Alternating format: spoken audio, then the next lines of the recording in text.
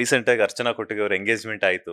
So ಹೋಗಿದ್ರಾ? ಕ್ರಿಕೆಟರ್ನೇ ವರಿಸ್ತಾ ಇದಾರೆ. So ಏನ್ ಹೇಳಕ್ ಇಷ್ಟಪಡ್ತೀರಾ? ಇಲ್ಲ, Archana is very close friend of main. ಅಂದರೆ ನಂಗೆ ತುಂಬ ಆ, ಆ, ಒಳ್ಳೆ ಫ್ರೆಂಡ್ ಅವಳು ಇಂಡಸ್ಟ್ರಿಯಲ್ಲಿ.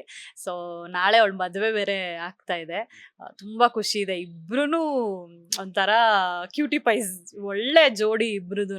ಮತ್ತು ನಾನು ಸಾಕಷ್ಟು ಬಾರಿ ಶರತ್ನಾಗಿರ್ಬೋದು, ಅರ್ಚನಾನಾಗಿರ್ಬೋದು ಮೀಟ್ ಮಾಡಿದಾಗ ಒಂದೊಳ್ಳೆ ಹ್ಯೂಮರ್ ಆಗಿರುತ್ತೆ, ಮಜ್ಜವಾಗಿರುತ್ತೆ ಇಬ್ರ ಜೊತೆ ಮಾತಾಡೋದಕ್ಕೆ.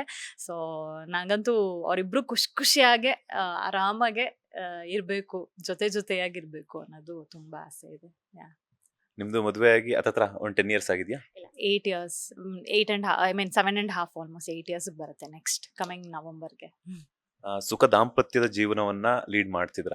ಸೊ ಹೊಸದಾಗಿ ಮದುವೆ ಆಗುವಂತರಾಗಿರ್ಬೋದು, ನಿಮ್ಮ ಒಂದಷ್ಟು ಫಾಲೋವರ್ಸ್ ಇರ್ತಾರೆ. ಏನು ಸೀಕ್ರೆಟ್ಸ್ ಏನಾದ್ರು ಅಥವಾ ಏನಾದ್ರು ಹಿಂಟ್ಸ್ ಏನಾದ್ರು ಕೊಡೋದಾದ್ರೆ ಅಥವಾ ಕ್ಲೂಸ್ ಕೊಡೋದಾದ್ರೆ, ಸಜೆಷನ್ಸ್ ಕೊಡೋದಾದ್ರೆ, ಹೊಸದಾಗಿ ಮದುವೆ ಆಗುವಂತವ್ರಿಗೆ ಯಾವ ರೀತಿ ಅಂಡರ್ಸ್ಟ್ಯಾಂಡಿಂಗ್ ಅನ್ನುವಂಥದ್ದು ತುಂಬಾ ಇಂಪಾರ್ಟೆಂಟ್ ಆಗುತ್ತೆ. ಬಿಕಾಸ್ ಯಾಕಂತಂದ್ರೆ ಈಗ ಇಬ್ರು ವರ್ಕ್ ಮಾಡ್ತಿರ್ತಾರೆ, ಇಬ್ರು ಕೆಲ್ಸಕ್ಕೆ ಹೋಗ್ತಿರೋದ್ರಿಂದ ಇಬ್ರಿಗೂ ಮ್ಯೂಚುವಲ್ ಅಂಡರ್ಸ್ಟ್ಯಾಂಡಿಂಗ್ ಅನ್ನೋದು ತುಂಬಾ ಕಡಿಮೆ ಆಗುತ್ತೆ. ಬಿಕಾಸ್ ಒಬ್ಬೊಬ್ರು ಒಂದೊಂದು ಆಫೀಸಲ್ಲೂ ಸಹ ಅವ್ರವ್ರದೇ ಆದ ಸ್ಟ್ರೆಸ್ ಇರುತ್ತೆ. ಸೊ ಯಾವ ರೀತಿ ಒಂದು ಸುಖ ದಾಂಪತ್ಯದ ಜೀವನವನ್ನ ನಡೆಸಬೇಕು ಅಂತಂದ್ರೆ ಖುಷಿ ರವಿಯವರ ಟಿಪ್ಸ್ ಏನಾಗಿರುತ್ತೆ ಅಂತ?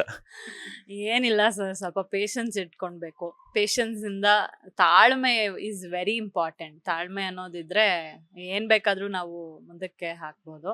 ಸೊ ಇರೋದು ಈ ಹೇಳಿದ್ದನ್ನೇ ಹೇಳಿ ಅಥವಾ ಏನಾದ್ರು ಒಂದು ಇನ್ಸಿಡೆಂಟ್ನೇ ಎಳೆಯೋದು ಇಸ್ ನಾಟ್ ಗುಡ್. ಅದನ್ನು ಏನಾಗಿದೆ ಅದು ಮರೆತು ಮುಂದಕ್ಕೆ ಏನು ಮಾಡಬೇಕು ಅನ್ನೋದನ್ನ ಹೋದರೆ, ಅದೇ ಹೇಳ್ತಾರಲ್ಲ, ಗಂಡ ಹೆಂಡತಿ ಜಗಳ ಉಂಡು ಮಲ್ಗೋ ತನಕ ಅಂತ, ಅದನ್ನ ಪಾಲಿಸ್ಕೊಂಡು ಹೋದ್ರೆ ಆರಾಮಾಗಿ ಖುಷಿಯಾಗಿರ್ಬೋದು ಅಷ್ಟೇ. ಲೇಟೆಸ್ಟ್ ಹಾಗೂ ಇಂಟ್ರೆಸ್ಟಿಂಗ್ ಸುದ್ದಿಗಳಿಗಾಗಿ ಬಾಸ್ ಟಿವಿ ಕನ್ನಡ ಚಾನೆಲ್ನ ಸಬ್ಸ್ಕ್ರೈಬ್ ಮಾಡಿ. ಹಾಗೆಯೇ ಬೆಲ್ ಐಕಾನ್ ಪ್ರೆಸ್ ಮಾಡಿ. ಇದರ ಜೊತೆಗೆ ಫೇಸ್ಬುಕ್, ಇನ್ಸ್ಟಾಗ್ರಾಮ್, ಎಕ್ಸ್ ನಲ್ಲೂ ಮಿಸ್ ಮಾಡದೆ ಫಾಲೋ ಮಾಡಿ.